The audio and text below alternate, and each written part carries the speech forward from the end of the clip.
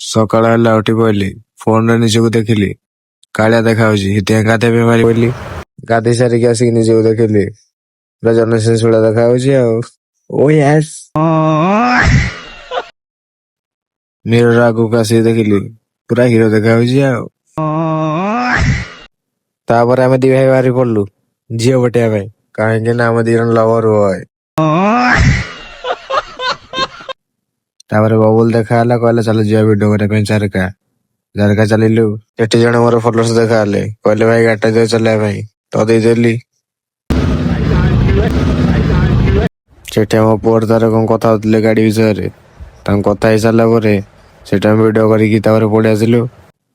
ସେଠୁ ଆସି ସାରିକି ଆମ ଶଙ୍ଖ ଥିଲା ଚାଟ ଖାଇଲୁ। ଆମ ପୁଅକୁ ବହୁତ ଜୋର ଭୋକ ହଉଥିଲା, ସେଥିପାଇଁ ସେ ଜଲ୍ଦି ଖାଇଦେଲା, ତାପରେ ମୁଁ ଖାଇଲି। ତାପରେ ଖାଇସାରିକି ଆମ ଝିଅର ବର୍ଥଡେ ଥିଲା, ସେଥିପାଇଁ ଗୋଟେ କେକ୍ ଆଣିବା ପାଇଁ ଯାଇଥିଲୁ। କେକ୍ ନେଇ ଆସିକି ଆମେ ଗାଡି ପାଖକୁ ପଳେଇ ଆଇଲୁ। କାଇଁ ମାମୁନି ପାଇଁ ପାଗଳ ହେବି? ମାମୁନି ଭବାନୀ କଣ ପାଇଁ ପାଗଳ ହେବି?